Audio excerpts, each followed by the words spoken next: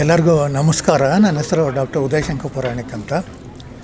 ಅಮೆರಿಕಾದ ಟೆಕ್ಸಾಸ್ ಮೂಲದ MGI ಅನ್ನೋ ಒಂದು ಬೃಹತ್ ತಂತ್ರಜ್ಞಾನ ಸಂಸ್ಥೆಯಲ್ಲಿ ನಾನು ನಿರ್ದೇಶಕನ ಕೆಲಸ ಮಾಡ್ತಾಯಿದ್ದೀನಿ.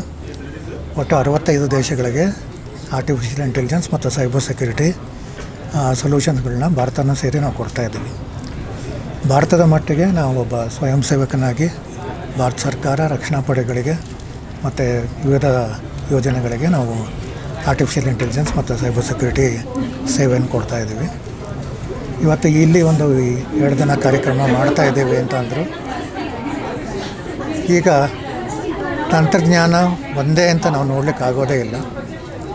ಶೈಕ್ಷಣಿಕ ಸಂಸ್ಥೆಯಾಗಿ ನಾವು ತಂತ್ರಜ್ಞಾನ ಬಗ್ಗೆ ಪಠ್ಯಕ್ರಮ ಮಾಡ್ಬೋದು ಹೊರತಾಗಿ ಅದರಿಂದ ಏನು ಉದ್ಯೋಗ ಅವಕಾಶ ಇದೆ ಮತ್ತು ಇದರಲ್ಲಿ ಯಾವ ರೀತಿ ಸಂಶೋಧನೆ ಇಡೀ ಜಗತ್ತಿನಲ್ಲಿ ನಡೀತಾ ಇದೆ ಮತ್ತು ಈಗಿನ ವಿದ್ಯಾರ್ಥಿಗಳಿಗೆ ಈ ಮಾಹಿತಿ ತುಂಬ ಮುಖ್ಯ ಆಗುತ್ತೆ. ಸೊ ಈ ತದನಂತರದ ಒಂದು ಉಪನ್ಯಾಸದಲ್ಲಿ ಇಡೀ ಜಗತ್ತಿನಲ್ಲಿ ಏನು ನಡೀತಾ ಇದೆ, ಯಾವ ರೀತಿ ಉದ್ಯೋಗ ಅವಕಾಶಗಳು ಸೃಷ್ಟಿಯಾಗ್ತಿದೆ ಅಂತ ಎಷ್ಟೋ ಜನಕ್ಕೆ ಗೊತ್ತಿಲ್ಲ. ಸೈಬರ್ ಸುರಕ್ಷತೆನೆಲ್ಲ ನಾವು ಮಾತಾಡ್ತಾ ಇರೋ ಹಾಗೆ ಇಡೀ ಜಗತ್ತಿನಲ್ಲಿ 50 ಲಕ್ಷ ಉದ್ಯೋಗ ಖಾಲಿ.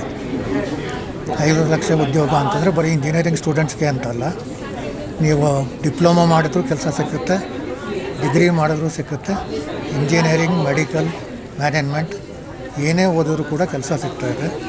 ಅದರಿಂದ ಯಾರೂ ನಿರಾಶರಾಗಬೇಕಾಗಿಲ್ಲ.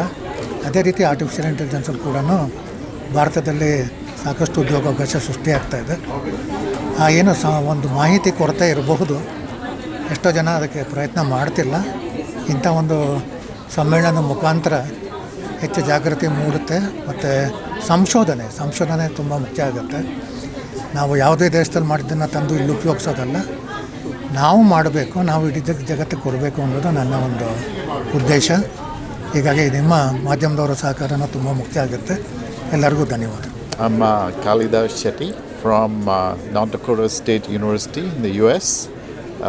Very happy to be at SICAM at NITTE Meenakshi Institute of Technology.